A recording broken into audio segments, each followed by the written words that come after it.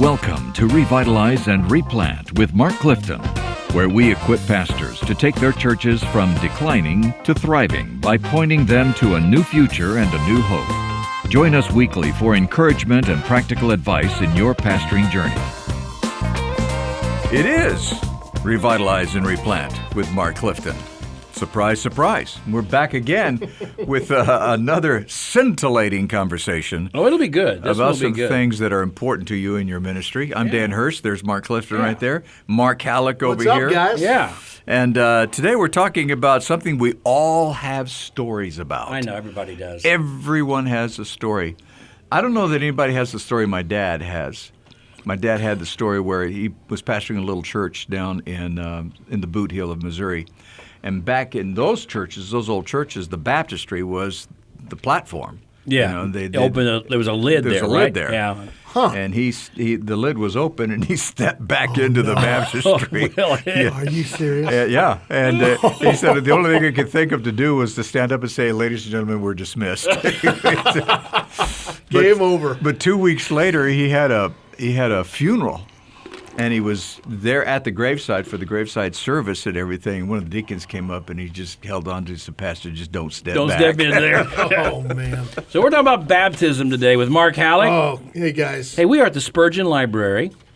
And last time we were here, it was a group of like high school or middle school kids touring the Spurgeon Library. Yeah, there was a tour. Yeah, and the Spurgeon, and this podcast studio is attached to the Spurgeon Library. It's glass. You can look in here and see.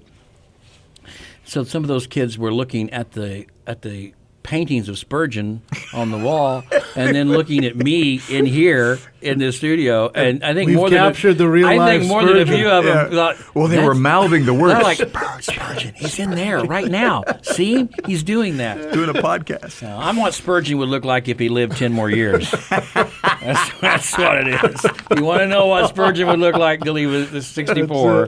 That's All me. right, you've got baptisms in your church. Hopefully, more and more and more as you're growing your church. And we want to talk a little bit about how, since baptism is so important to the church and to the life of the church and obviously to the growth of the church, is it just the old traditional? You know, you get into the baptistry, you dunk them, and you say the same words over and over and over again. It's just this ritual that we go through. Or are there things that we can do to make it even more meaningful, even more special? I have seen it evolve in my lifetime. When I was a kid and young person, the baptistry was always in sort of the hole in the wall, right? Mm-hmm. There's a hole in the wall behind the choir loft with a painting, and usually sometimes there was a curtain. And I know my dad would get in the water, and the candidate would get in there, and then the curtain would open, right? Oh, once they were in. Once they were in there. Like pretty dramatic kind of thing. And then it was very solemn. And I remember my dad would say to the candidate, just look straight ahead, don't look out at the congregation, because he didn't want them being nervous or anything. And my dad would say, the same thing each time, and then baptize them. And then after they came up, there'd be silence, right? And then the curtain would close. Interesting. Wow. And then a few months later, the curtain would open, and we'd have the next baptism. I don't think that was that unusual. Maybe the curtain was a little unusual for some people, but not really. Some people listening to this, so yeah, I remember that. But no one cheered, no one clapped, no one applauded, right? It's a different culture. Totally culture. different. Yeah. And so things have evolved a little bit. He won't mind me telling you this. I'm working with a replant in Raytown, Missouri. I'm loving every minute of it. Spring Valley Baptist Church is now called Reach Raytown, and they started a replant process in January. And a wonderful young pastor named Jonathan Slade. I love Jonathan. It's his first church. He is so excited. And he had some young people that got saved, and they were ready to be baptized, and he was so thrilled with this. Now, Spring Valley is a great church, but it's an older church, just like the ones I described. And they've got the hole-in-the-wall baptistry way up high. And so he told me, he said, "Now we're going to have baptism Sunday." He said, "We're going to have a party." He said, "I'm going to go to the party store. I don't mean liquor store. I mean the store where you get party supplies. I'm going to go to the party store, and I'm going to buy some noisemakers that you like for a birthday party." And he said, "I'm going to buy some poppers, so you pop them and the confetti comes out." And he said, "I'm going to pass them out to our people, and I'm going to tell them that when the person comes up from the water, I want you to bring the noisemaker, and I want you to pop the confetti poppers." Oh, boy. And I'm thinking, I like that idea, but that's a pretty big leap for these older people in this church. It's a little risky. It's a little risky. So I'm helping him up. I'm up there with him, and I'm helping him get ready. And so he walks down into the baptistery, and I'm standing there looking at him. And this young teenager comes down to get baptized, and he's so excited to be baptizing him. And so he just talks, and he does a great job. He baptizes him, and when he comes up, it's dead silence. And so Jonathan says, "You go ahead and do that now." One person pulled a popper. Oh, no. It went pop. Nobody else knew what to do. Oh, no. I will never forget that. So we're going to talk today about how you can make your baptisms more inviting and exciting, but not quite like that, all right? So here's the deal, and I love this because I've done this. First of all, I don't really like the hole in the wall. It seems to remove it so much. Yeah, it does. You're up there, you're high up. Now, I realize if you've got a church of 1,000 people, you need to be able for people to see it. But that's not most of us. So consider bringing the congregation forward, this is from Jim Eliff, as nearly as possible when you baptize. Having them congregate around the water makes the experience much, much more personal. So, And you do this. I do that. Yeah. At Spring Valley, this church I'm at now, Reach Raytown, we're going to baptize again in a couple of weeks. And we've decided we're not going to use the hole in the wall. We're going to put a stock tank on the platform. And we're going to baptize on the platform in a stock tank. And we'll ask everybody we had 71 people there last Sunday. So we'll ask people to come up at the end of the service and stand in the front of the church and even have the kids come up on the platform, be around the stock tank when we baptize. We'll all be up there close by. That's cool. When I was at Warnell, we had a portable baptistry. And so we would baptize after worship service on our front lawn. And we put a big banner out. We had a banner we put out a couple of weeks ahead of time, and we'd say, hey, public baptism, 12:30, Sunday, everyone invited. And we did it at 12:30 because that was the very moment that one of the largest Anglican churches in the city, which was across the street from us, that was when they were coming out. I'm serious about that. Yeah. Somehow to dunk some people. And so they would come out, and as they were headed to their cars, they would see us around this tank, and many of them, obviously, walked across the street and saw an immersion baptism. Wow. It was really cool. That is cool. And that's what baptism is. It's to tell the whole world. Yes. I mean, baptism is best done in front of the whole world. That's right. But I do agree with this. Consider, even if it's the hole-in-the-wall baptistry, say, hey, would you all want to come up front? And if we have any kids, you want to come up and stand here on the platform because kids can't see it. That's right. So invite people to come up front. I think it will really make it a little more warmer, a little more comfortable. And even when I did it at Warnell, we had the outdoor baptism. I would ask the kids, you want to come up and put your hand in the water? Oh, every kid wants to put his hand in the water. Sure they do. Right? I mean, it's an experience that they remember, they're engaged in. I love that. And baptism's a celebration.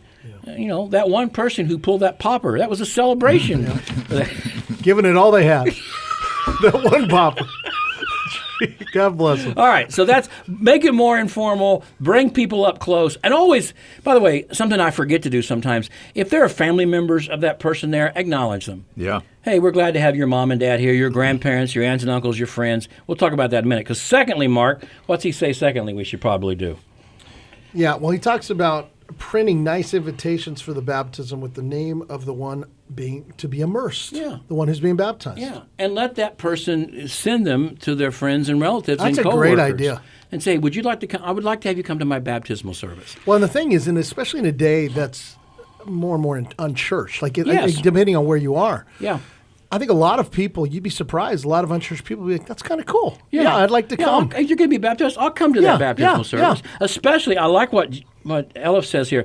Put it on a nice card. Like it's, and if somebody gets that, you can hand them at work. Yeah. Or you can, at your, where you play pickleball or whatever you do. Or you can mail it to them. I love that idea. Or relatives and family and say, hey, I would be honored if you'd come to my baptismal service. So invite people through that. It really is an evangelistic outreach, but printing it, and even I love this. Even on the printed invitation, this is so easy to do.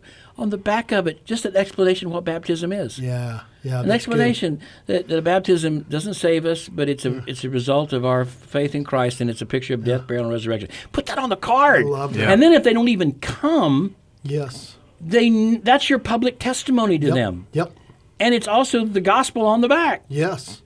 Why don't we do that? I agree. What is the loss in doing that? And be mindful of those days, especially if you're smaller, you're revitalizing a church, and you got 25 people. Don't be surprised if 50 show up that day. Yeah. Be ready to minister to those folks Yep. in your preaching and how you lead and shepherd them. I think one of the things that's interesting about Eliff, along with the invitations, is at the end of this he talks about the timing of it, like when you do that. Yeah. And I've never considered this before, but he suggests doing it in the evening, which makes it a little bit more of a special event as opposed to just something that you tack on That's Sunday interesting. morning. have a baptism, even maybe during the week in the evening. Just do a whole kind of baptism service. In the evening. And I've even heard at times where they'll do a meal around it. And you'll say, we're going to have a meal that night. You come and share the meal and have a baptism service during the evening. I think that's wonderful. It's a great idea. I really do. And it was amazing, as Bill points out, and as I did about our dear Anglican brothers across the street from us, how many people have never seen an immersion baptism other than perhaps on Oh Brother, Where Art Thou? I mean, That's on so TV true. or something. Yeah. But I mean, never really seen that. Yeah. And to see it it's a very moving experience. And so I love that. Man, have it during the evening. Put out invitations, printed nice invitations on cardstock, and again on the back of it, explain what baptism is. I just think that's great. Number 3, and you do this, always include the testimony of the one being baptized. Mark, tell them how you do that at your church. Yeah. There's different ways, obviously, to do this. What we do at our church, which has worked really well, is we actually do a testimony video. So we bring the individuals getting baptized, and we just interview them, let them share their testimony, put some music behind it that they pick. So they're kind of helping us craft this video that we're going to show in the worship service before their baptism. A couple pluses with that. One is the video tends to be about 3 minutes long, so it's not super long. Right. Because some people are deathly afraid, quite frankly, of speaking in public. Some aren't afraid at all. In fact, they would love to just talk for 20 And they minutes. go and go and and go, they go yeah. and go and go. So anyway, but we want to hear their testimony. It also is something really sweet on the back end. We're talking about invitations to come. But to post that on social media, it's Yeah. a testimony to their Yeah. friends and to the world that they gave their life to Jesus. Yeah, yes. Let's put that on Instagram, put that on TikTok, put that on a reel on Facebook. Our teenagers, I mean, it's awesome. that It's is amazing. awesome. So Yeah. it's an evangelistic tool. So anyway, that's one way to do it. I mean, what are some other ways that you guys have seen testimonies? I actually like that. Honestly, I hadn't really thought about the power of Facebook Reel or yeah. Instagram or TikTok, how kids look at that all the time, and to have that on there, not only the testimony but the actual baptism. Yeah, they can share it. Powerful. Obviously, some that we've done and others have done is you help them write out their testimony and they read it. Yeah. Some people don't, and that helps them with the public speaking, Right. Because they don't have to worry about ad-libbing it. Good call. Plus, it Yep. also helps them with the time frame. It's a couple of paragraphs. This is my testimony, so they read it. I've seen them do that. That's good. Again, I grew up where that wasn't done. We just put them in the water, we baptized them, and I think it loses something with that person not being able to have some sort of testimony at some way.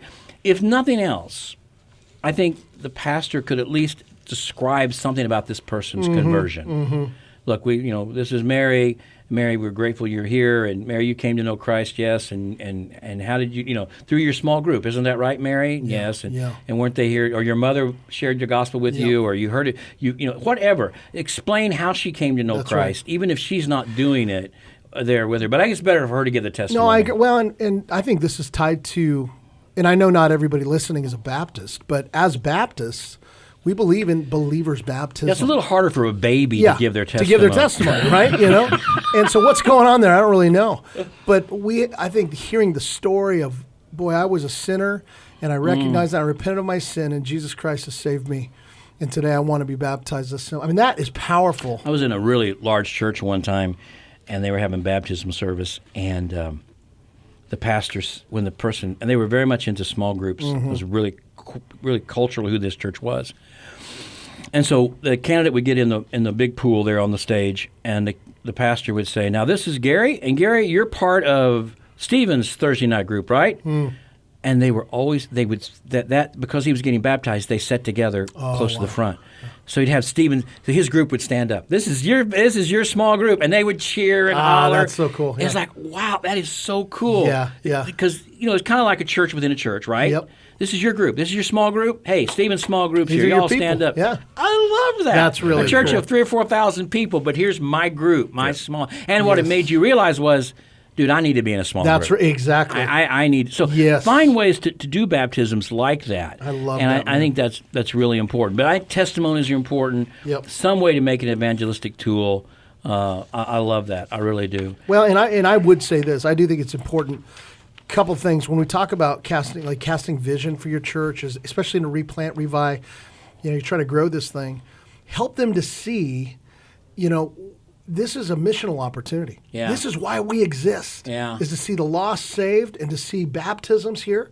And maybe you're here today and you haven't been baptized, or maybe you became a Christian years ago. All right. We're going to go off. We're going to go off topic here. No, you get what I'm saying. You get what I'm saying. No, I'm going way off topic here. Go. And there'll be some people that will disagree with it. Yeah.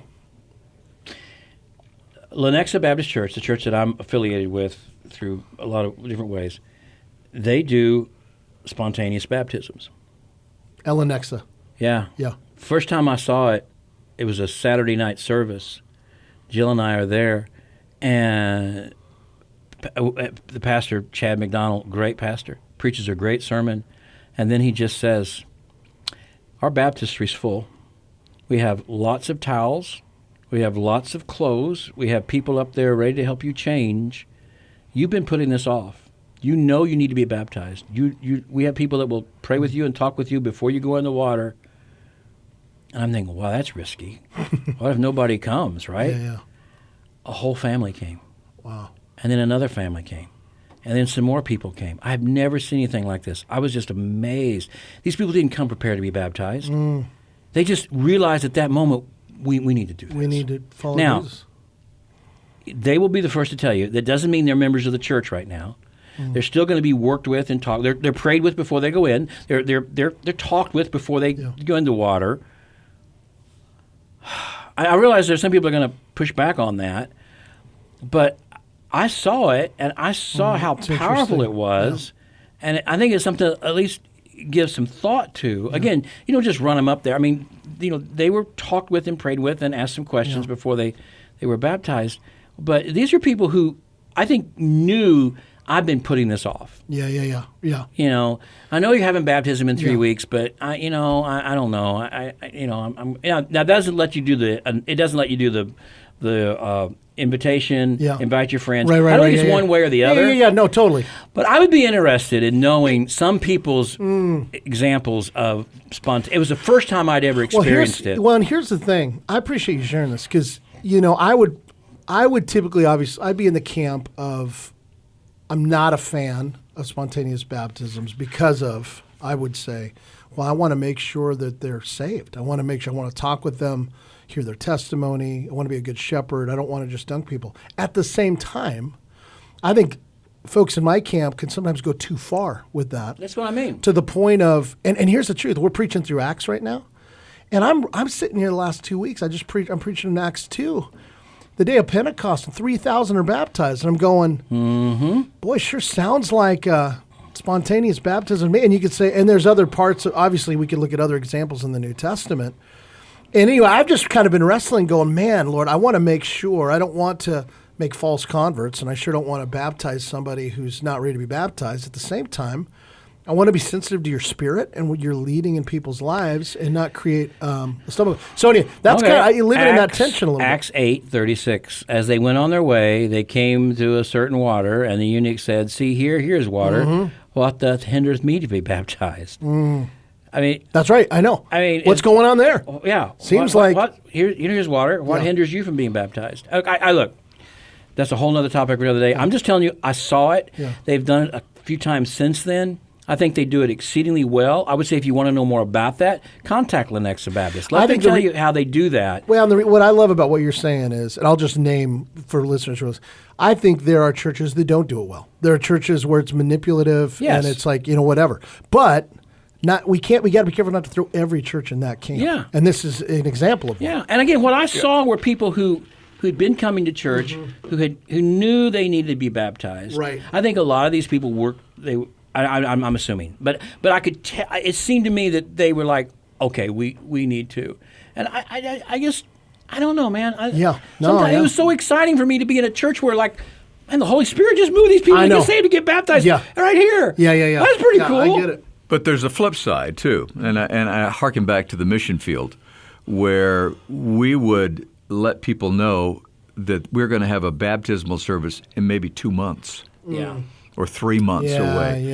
And yeah. you plan on this, and people would come from miles. Okay. See, and it's the same. Yeah, it's the same I don't idea. think you do it one way all the time. Exactly, and so, but there's something about seeing 100 to 200 people show up to get baptized. Yeah. Not even from the church. Yes, from other little churches, around the country, and they would show up because they had time to plan and prepare. Yeah. And it gives pastors a chance to really hear their testimony, where they're at, and making sure. And to tell your people, okay, in 3 months or whatever, we're going to have a baptism, and now it's time for you to make the decision. Yeah, again, we'll leave it here. But Lenexa has counselors up there at the front, and if they, they can tell them, look, let's wait. This may not be the night for you.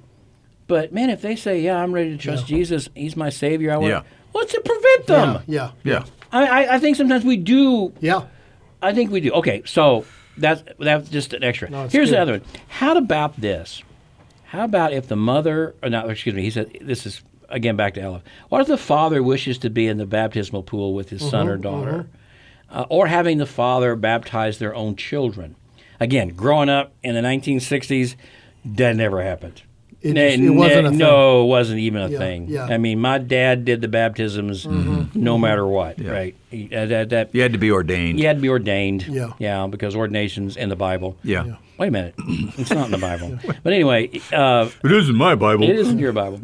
Spurgeon. We're in the Spurgeon Library. Yeah, I think it's in there somewhere. Spurgeon said ordination is dirty hands on a filthy that's head. That's exactly what he said. Dirty hands on a filthy head. Dirty hands on a filthy head. Okay, so what about the fact that maybe a dad wants to be in the pool and maybe even baptize their own children? Mark, go for it. Yeah, I mean, I think this is another one of those where we can probably agree to disagree. I know what we do at our church is we like our pastor elders to do the actual baptism, but it's very common for to have a father in there to pray over their child. I love that. And to be part of that whole experience together. And it's very meaningful not only for dad, it's meaningful for the child. It's showing, we believe, spiritual leadership in the home that's very important and celebratory in that way. So again, I mean, there are churches, obviously, we know where dad would do the baptism, and I'm not going to say that's sinful. No, and I got to baptize both Dan and I have baptized our grandsons, but we are pastors, ordained pastors. That's a little different, I think, in some ways. But here's the caveat or the thing you need to be aware of if you allow a father to actually baptize their child. Maybe he's the most committed Christian, walking with Jesus. I mean, it's great, right?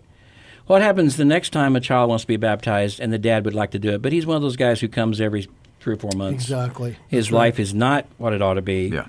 And you've let one dad do it. Now you got to let now you're in this position of setting a precedent.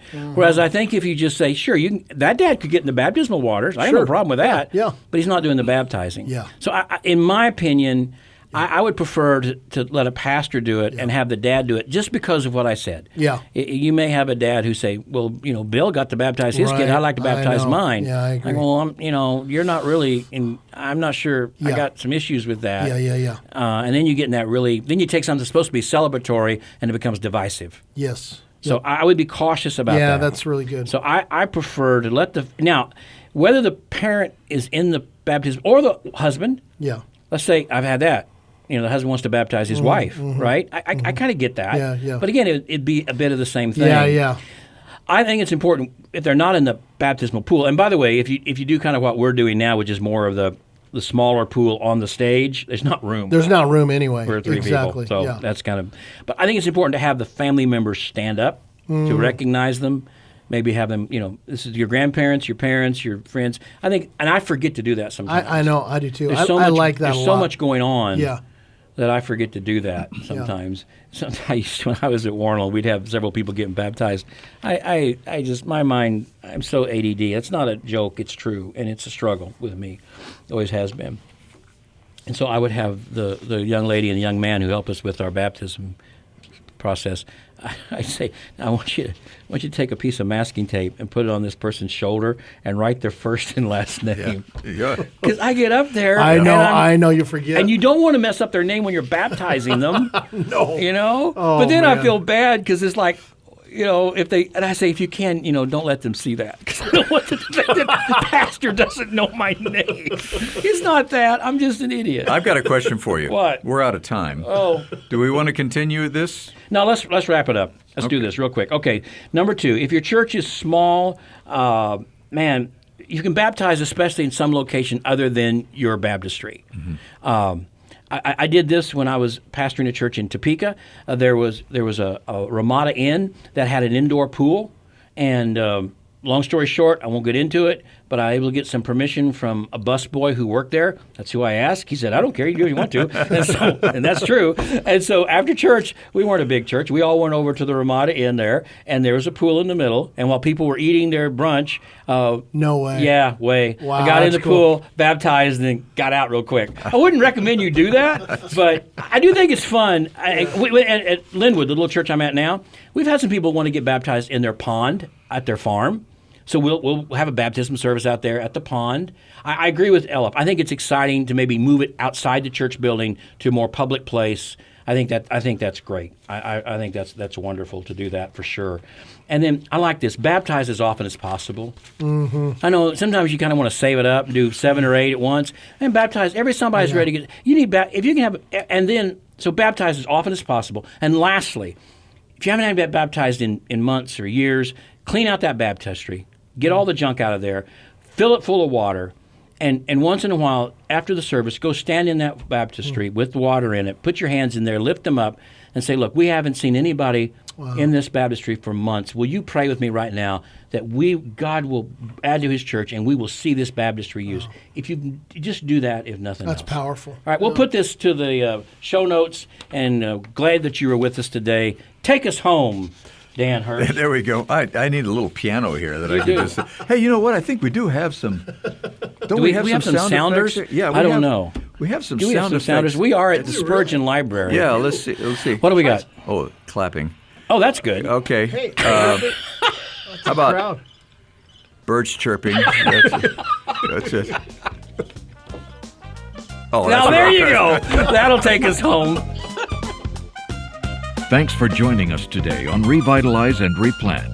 This podcast is brought to you by the North American Mission Board, where we help dying or struggling churches regain health for the glory of God and the good of their communities. If you found this conversation helpful, don't forget to subscribe to the podcast on your favorite platform. To learn more about becoming a replanting pastor or to explore resources about revitalization for your own church, visit churchreplanters.com.